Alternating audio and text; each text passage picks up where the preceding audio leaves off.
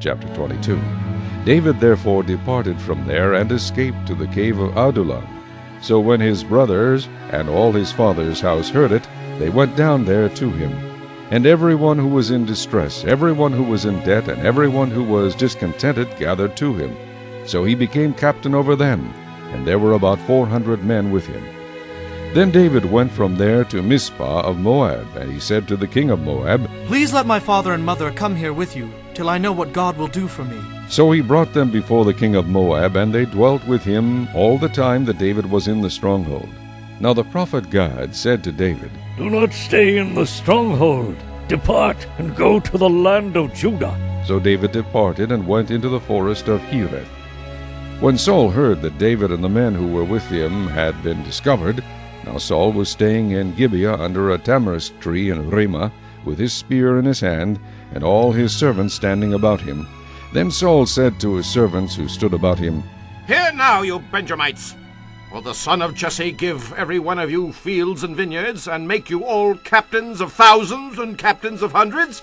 All of you have conspired against me, and there is no one who reveals to me that my son has made a covenant with the son of Jesse, and there is not one of you who is sorry for me, or reveals to me that my son has stirred up my servant against me, to lie in wait, as it is this day."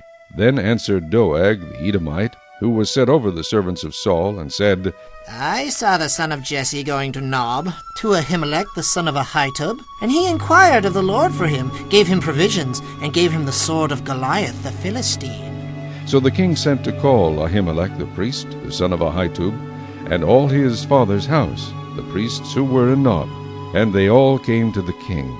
And Saul said, "Hear now, son of Ahitub." He answered, "Here I am, my lord."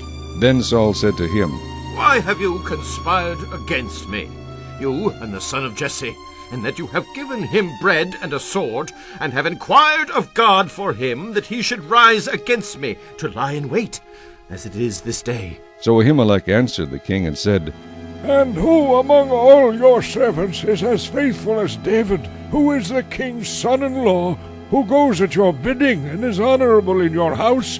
Did I then begin to inquire of God for him? Far be it from me. Let not the king impute anything to his servants, or to any in the house of my father, for your servant knew nothing of all this, little or much." And the king said, "You shall surely die, Ahimelech, you and all your father's house." Then the king said to the guards who stood about him, "Turn and kill the priests of the Lord, because their hand also is with David, and because they knew when he fled and did not tell it to me." But the servants of the king would not lift their hands to strike the priests of the Lord. And the king said to Doeg, "You turn and kill the priests." So Doeg the Edomite turned and struck the priests, and killed on that day 85 men who wore a linen ephod. Also Nob, the city of the priests, he struck with the edge of the sword, both men and women, children and nursing infants, oxen and donkeys and sheep, with the edge of the sword. Now one of the sons of Ahimelech the son of Ahitub, named Abiathar, escaped and fled after David. And Abiathar told David that Saul had killed the Lord's priests. So David said to Abiathar, "I knew that day when Doeg the Edomite was there, that he would surely tell Saul. I have caused the death of all the persons of your father's house.